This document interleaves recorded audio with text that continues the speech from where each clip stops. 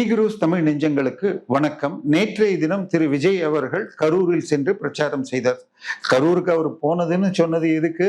அங்கு 41 உயிர்கள் இவருடைய பிரச்சார கூட்டத்திற்கு வந்த பொழுது சரியான ஏற்பாடுகள் தவேகா தரப்பிலும் போலீஸும் செய்யாததும், குழந்தைகளையும் பெண்களையும் கூட்டி வந்த அவருடைய ரசிகர்கள், கட்சிக்காரர்கள் 3 பேர்லயும் தப்பு இருந்தாலும் சரி, இறந்தவர்களுக்கு ஆறுதல் சொல்லக்கூட அவர் போகவில்லை அப்படின்னு சொல்லி 8 மாதமாக எதிர்கட்சியில இருந்தப்ப பண்ணல. இப்ப ஜெயிச்சு வந்த பிறகு 2 மாசம் கிட்டத்தட்ட முடிய போகுதுங்கிற நிலைமையில நேத்திக்கு போனார். அங்கு அவர்களுக்கெல்லாம் அரசு டிபார்ட்மெண்ட்ல டெம்பரரி போஸ்ட் கொடுத்திருக்காரு. நேத்திக்கு ஹைகோர்ட்டே சொல்லிடுச்சு, கொடுத்தாலும் இது நிரந்தரமான வேலை இல்லை என்று சொல்ல வேண்டும், தற்காலிக வேலை மட்டுமே கொடுக்கணும்னு இருக்காங்க. ஸோ இதுவே கூட சட்டத்திற்கு புறம்பான ஒரு செயலாகத்தான் பார்க்கப்பட வேண்டும். ஒரு தனியார் நிகழ்ச்சியில் இறந்தவர்களுக்கு கொடுக்க ஆரம்பிச்சா ஒரு நாளைக்கு எத்தனை ஆக்சிடென்ட் ரோட்ல நடக்குது, அதுக்கெல்லாம் இப்படி கொடுக்க முடியுமா? ஸோ ஒரு தனியார் நிகழ்ச்சியில் இறந்தவர்களுக்கு வேலை கொடுக்கறதுங்க தவிர்க்கணும். கிட்டத்தட்ட அரசாங்கம் 10 லட்சம், தவேகா சார்பில் 20 லட்சம், மற்ற கட்சிகள்லாம் ஒரு 7 லட்சம் கொடுத்துருக்காங்க. அப்படி இருக்க இது அரசு வேலை தவிர்க்கணும். இதெல்லாம் விட்டுட்டா நேற்றுக்கு பேச்சு முழுக்க அரசியல். அதுல திமுகவை சாடி பேச்சு. ஐயா, திமுக ஊழல் செய்தார்கள் என்றால் அந்த ஊழலை கண்டுபிடித்து தண்டனை கொடுக்க வேண்டிய இடத்துல இருக்கீங்க. உதாரணமாக KN நேரு அவர்களுடைய தம்பி அலுவலகத்தில் போடப்பட்ட விஷயத்துல 3 எஃப்ஐஆர்ல இது வரைக்கும் 1 தான் போட்டிருக்கீங்க. மணல் கடத்தலில் 4730 கோடிக்கு மண்ணை அள்ளிட்டு வெறும் 38 கோடி ரூபாய் தான் கணக்குல வந்திருக்குன்னு இடி சொல்லி 3 வருஷம் ஆச்சு. அவங்க எஃப்ஐஆர் போடல. நீங்க ஏன் சார் எஃப்ஐஆர் போடல? 58 நாளா? நீங்க 10ஆம் தேதி பதவிக்கு வந்தாச்சு, அடுத்த 61 நாள் ஆயாச்சு. ஏன் சார் எஃப்ஐஆர் போடல இன்னைக்கு வரைக்கும்? நீங்க இனிமேலும் இப்படி பேசிக்கிட்டே இருந்தா ஒன்றும் பண்ண முடியாது. போன ஆட்சி 2021 தேர்தலுக்கு முன்னால் ஸ்டாலின் இதே தான் சொன்னார். நாங்க வந்தா அதிமுக ஊழல் அத்தனையும் வெளிக்கொணர்ந்து அத்தனை பணத்தையும் ரெக்கவர் செய்வோம், அவர்கள் அனைவரையும் கம்பி எண்ண வைப்போம்னாரு. யாரையும் அனுப்பல. ஆனால் மக்கள் ஸ்டாலினை முதலமைச்சர் என்பதிலிருந்து முன்னாள் எம்எல்ஏன்னு மாத்திட்டாங்க. அதே நிலை உங்களுக்கும் வரக்கூடும். சரி, இது எல்லாம் முடிஞ்சுது. ஏதோ ஒரு அரசியல், அதுவும் இது வரும் இடைத்தேர்தலில் மக்கள் ஓட்டு போடணும்னு ஓட்டையும் கேட்டீங்க. சோ உங்களுடைய விசிட் முழுக்க பிரச்சாரம். எலெக்ஷனுக்கு முன்னாடி இந்த ஆட்சி என்னை அலோ செய்யாதனால உங்க ஒவ்வொருத்தர் தொகுதிக்கும் வர முடியவில்லை, நான் வெற்றி பெற்றால் வாரம் ஒரு மாவட்டம் வருவேன், நீங்க அதுவும் பண்ணல. சரி, இனிமேல் வரக்கூடும். ஆனால் கடைசியில நீங்கள் பேசுவதற்கு முன்னால் உங்கள் கட்சியில் சமீபத்தில் இணைந்த 100 கோடி ரூபாய் நில அபகரிப்பு செய்த வழக்கில் ஜெயிலுக்கு தலைமறைவாய் போய் ஜெயிலுக்கு போன, இது கல்குவாரிகளில் ஊழல் செய்த, இன்னும் பல ஊழல்கள் செய்த MR விஜயபாஸ்கர் அவர்கள் பேசுறாரு. அதுல கடைசியாக கோயிலுக்கு சொந்தமான நிலம் என்ற பெயரில் உள்ள இனாம் நிலங்களுக்கு பட்டா கொடுக்கணும்னு வேண்டுகோள் வச்சார். எனக்கு ஆக்சுவலா நேத்தே 2 சேனல்ல பேசுறப்ப கரூர் அருகில் உள்ள வெண்ணெய்மலை கோயிலுக்கு சொந்தமான நிலங்களை மீட்கும் வழக்கை வைத்து பார்த்தாரான்னு பார்த்தா, கடைசியில நேற்றுக்கு சாயந்தரம் முந்தா நாள் தேதி போட்ட 9ஆம் தேதி போட்டு 3 கோயிலுக்கு, கரூரை சேர்ந்த 3 கோயிலுக்கு சொந்தமான 3085 ஏக்கரை ரிலீஸ் பண்ணிருக்கீங்க 25,000 கோடிக்கு. கேட்டால் அவை ரயத்வாரி நிலங்கள், தவறாக இனாம் என்று போட்டிருக்கு. தயவு செய்து ஒன்னொன்னையும் சரி பாருங்க. இனாம் லேண்டுன்னு உருதுல அவங்க வச்ச பேரை புறம்போக்கு, தனியாருக்கு சொந்தம் இல்லை, அரசுக்கும் சொந்தம் இல்லை, புறமானது. இதை இது ஏரி வாய்க்காலுக்கு இருந்தா நீர்நிலை புறம்போக்கும் பாங்க. தனி மனிதர்கள் 3 சென்ட் வரைக்கும் வச்சிருந்தா நத்தம் புறம்போக்கும் பாங்க. நத்தம்னு சொன்னா 3 சென்ட் தான் இருக்கணும். ஆனா 80 சென்ட்லாம் கூட நானே பார்த்திருக்கேன் வேல்யூரா. ஆச்சா, அதுக்கப்புறம் கோயில் புறம்போக்குன்னு மாத்தணும்னா மட்டும் திராவிட ஆட்சியில கொடுக்க மாட்டாங்க. சார், கோயில் இடத்துல யார் சார் வந்துருவாங்க? அப்படியே இருக்கட்டும்னு சொல்லிட்டு இதை வைத்து கொண்டுதான் இனாம்னு ஏமாத்துறாங்க.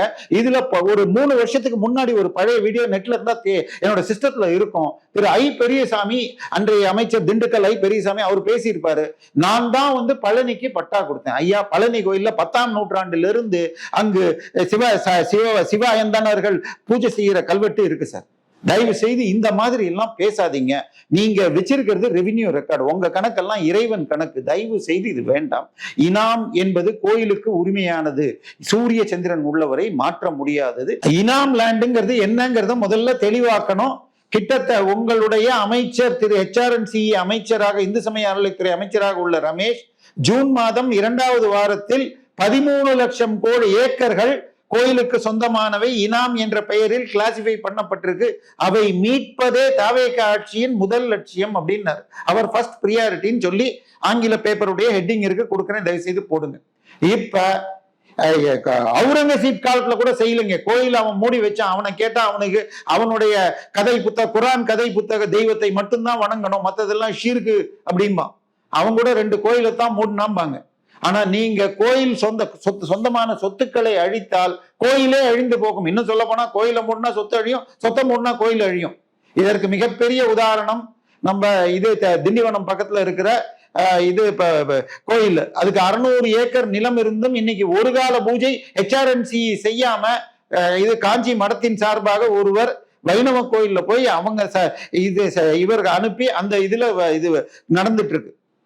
பாபுராயன் பேட்டை பெருமாள் கோயில், அங்க உள்ளே சிவன் லிங்கம் ஒண்ணு இருக்கு.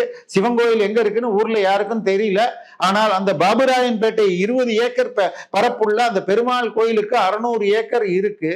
அதுல ஒரு 110 ஏக்கர் SRM கல்லூரிக்கு லீஸுக்கு கொடுக்கப்பட்டு அதுல இது அவங்களுடைய அக்ரிகல்ச்சர் காலேஜ் 10 மாடி காலேஜ் கட்டி ஓடிக்கிட்டு இருக்கு. ஆனா கோயில் இன்றும் பாழடைந்து ஒரு கால பூஜைக்கு வழி இல்லாம இருக்கு. சோ இது மாதிரி 37,000 கோயில்கள் 35,000 கோயில்கள் இந்து சமய அறநிலைத்துறை கீழ் உள்ளத்தில் வருமானம் ஆண்டுக்கு 10,000 ரூபாய்க்கு கீழே. இப்ப 600 ஏக்கர் இருக்கிற கோயிலுக்கு 10,000 கூட வரலன்னா தப்பு யாருட்டுங்க இருக்கு? எதுக்குங்க நீங்க கோயிலை எடுக்கிறீங்க? நான் இன்னைக்கு கேட்கறேங்க, எங்க வீட்டு பக்கத்துல ஒரு 3 கிரவுண்ட்ல கோயில் இருக்கு, வருவீங்களா? எவ்வளவுங்க வருமானம் வரும் சார்? மாசம் ஒரு 5,000 ரூபாய் வரும் சார் அப்படின்னா, இல்ல அதெல்லாம் வேணும். சொத்து இருக்கா? இல்ல. ஆனால் சொத்து உள்ளவை வருமானம் உள்ள கோயில்களாக எடுத்து அவை அழிவதற்குத்தான் இந்து சமய அறநிலைத்துறை நடந்திருக்கு. இனாம் லேண்டுன்னா என்னங்க? ஒன்னே ஒண்ணு, ரொம்ப தூரம் போவேனாங்க. இங்க இருந்து இது ஸ்ரீபெரும்புதூர் போறதுக்கு முன்னாடி இருக்கிறது குயின்ஸ்லாண்ட் சொகுசு பார்க். அதை நடத்துபவர் கிறிஸ்துவரான ஊர்வசி அமிர்தராஜ். தற்போது அவர் MLA தேர்தலில் ஸ்ரீவைகுண்டத்துல தோத்துட்டாரு. தாவேகாவை சேர்ந்த கேண்டிடேட் கிட்ட தோத்துட்டார். அன்னை சரவணன் சொல்லிட்டு அவர் பெயரில் பல்வேறு குற்றச்சாட்டுகள் இருக்கு. அதை நம்ம இப்ப பேச வேண்டாம். அங்கு தோத்த ஊர்வசி அமிர்தராஜ் இன்னைக்கு நீங்க குயின்ஸ்லாண்டுக்குள்ள நானும் நீங்களும் போகணும்னா 750 ரூபா. ஆனால் அங்க 20 ஏக்கரை பாப்பான் சத்திரம் இது வேணுகோபால சுவாமி மற்றும் காசி விஸ்வநாத சுவாமிக்கு கோயிலுக்கு சொந்தமான இடத்தில் ஆக்குபை பண்ணிக்கிட்டு கட்டியிருக்காங்க.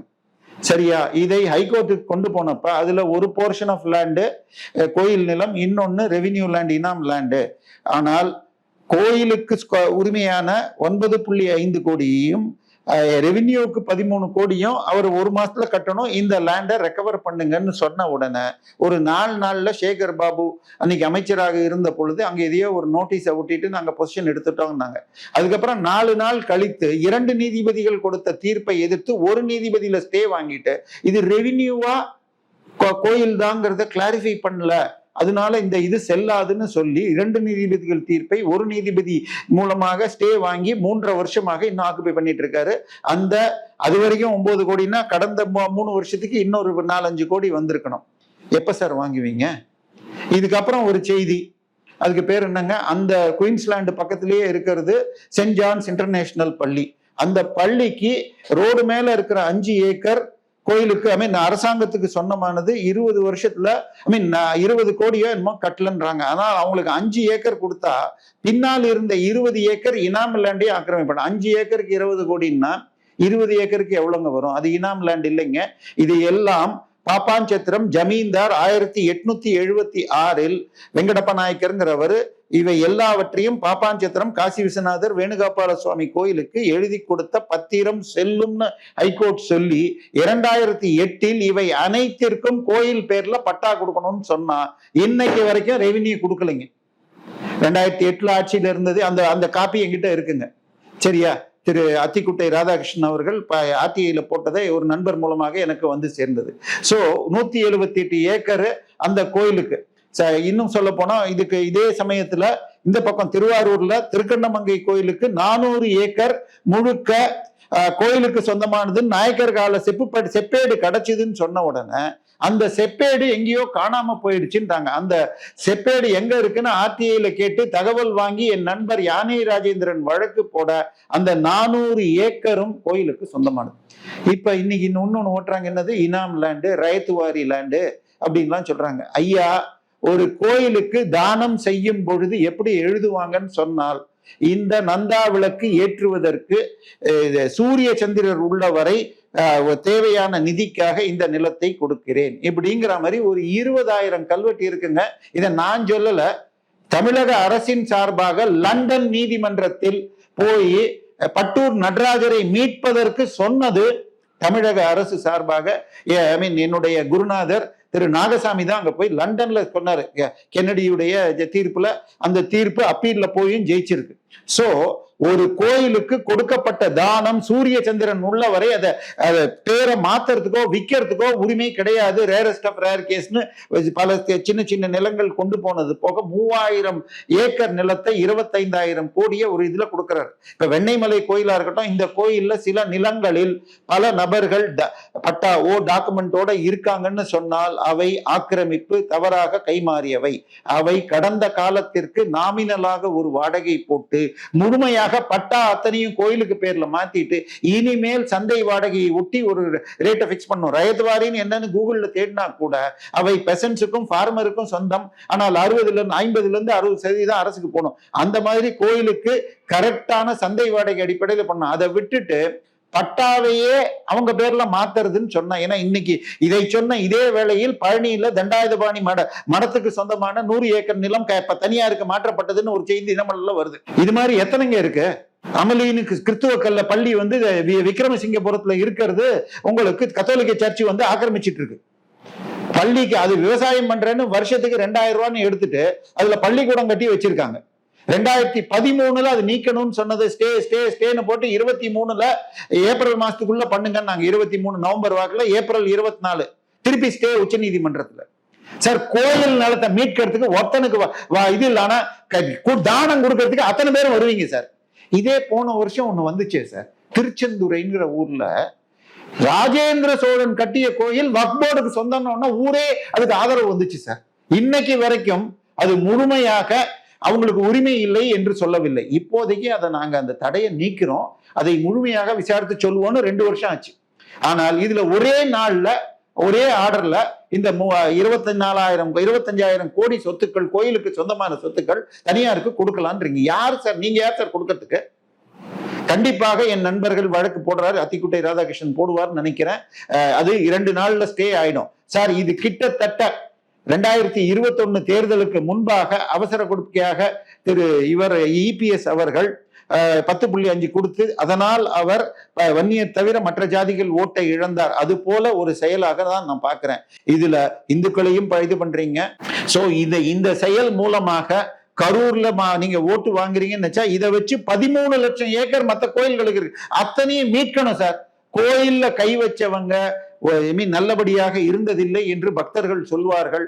அதற்கு மிகப்பெரிய உதாரணம் KN நேரு. ஸ்ரீரங்கம் கோயிலுக்கு சொந்தமான ஒரு மடத்துடைய நிலத்தை எங்க கோயம்புத்தூர்ல போய் தன்னுடைய தம்பி பேர்ல மாத்திட்டு இருக்காரு. இன்னைக்கு அந்த தம்பியும் இவரும் கோட்டா அலைய போறாங்க. இது கபாலீஸ்வரர் கோயிலுக்கு சொந்தமான 80 கோடியை எடுத்து கொளத்தூர்ல காலேஜ் கட்டிய ஸ்டாலின் இன்னைக்கு எக்ஸ் கொளத்தூர் MLA ஆகிறார். தயவு செய்து இந்த சட்டம், இந்த ஆணை மிக மிக தவறானது. கடந்த மாதம் இப்ப திருப்பி அதை இது பண்ணுங்க. கடந்த மாதம் சொன்ன நமது அமைச்சர் சொன்னபடியாக எவ்வளவு இருக்குது? 13 லட்சம் ஏக்கர். இதுவரைக்கும் நமக்கு சொன்னது 5 லட்சம் 3 லட்சம் இத்தனை சொல்லிட்டு இருந்தது. 13 லட்சம் ஏக்கர்கள் recovering 13 lakh acres is our first priority அப்படின்னு சொல்லி, recovering 13 lakh acres of temple Inam land is our first priority, key priority of government, says அமைச்சர் ரமேஷ். இன்னைக்கு அதுவும் ஜூன் எண்டுல இருந்து கம்ப்ளீட் டேட்டாவை எடுப்பேன்னு இன்னொரு டீடைல்ல கொடுத்திருக்காரு. இப்ப ஜூலை எண்டு வந்தாச்சு, ஜூலை 15, 10, 11ஆம் தேதி வந்தாச்சு. அந்த டேட்டாவெல்லாம் ஆன்லைன்ல ஏத்துங்க சார். இது மாத்திரம் இல்ல, வேறொரு சமூக சேவை ஆர்வலோட சொன்னாரு, செங்கல்பட்டுல மாத்திரம் நீங்க போனீங்கன்னு வச்சுக்கோங்க, பல ஊர்கள் பெயர்கள் சத்திரம்னு முடியும். சுங்குவார் சத்திரம், ஸ்ரீபெரும்புதூர் சின்ன பிள்ளை சித்திரம், பிள்ளை சித்திரம், சுங்குவார் சத்திரம், கனகம்மா சத்திரம், மங்கம்மா சத்திரம். இந்த சத்திரம் என்று சொன்னாலே இந்த கோயிலுக்கு போறவங்க தங்கறதுக்காகன்னு சொல்லி அங்க அது ஒன்னொன்னுக்கும் பல லட்சம் ஏக்கர் சத்திரங்கள் பேர்ல ஒரு 5 லட்சம் ஏக்கர் இருந்ததாக ஒரு நினைவில் என்னிடம் சமூக ஆர்வலர் சொன்னார். அப்ப 13 லட்சம் கோயிலுக்கு இனாம் லேண்டு, சத்திரங்களுக்குள்ள லேண்டு, இதையெல்லாம் யார் கொள்ளையடிச்சாங்க சார்? 35,000 கோயில் இன்னைக்கு இந்து சமய அறநிலையத்துறை வெப்சைட்டுக்கு போங்க. கோயில்களை வருமானம் அடிப்படையில பிரிச்சு, சரி கோயில் கணக்கையாவது ஒழுங்கா சொல்றீங்களே. முந்தா நேத்து ஒரு தகவல், பழனி கோயில் 100 கோடி ஒரு வருஷத்தில் வருமானம் எடுத்ததுன்னு யாரோ பரப்புனாங்க. நான் என்கிட்ட கேட்டாங்க, நான் சொன்னேன், ஐயா பழனி கோயிலுடைய ஆண்டு வருமானம் 400 கோடியை தாண்டி 10 வருஷம் ஆச்சு.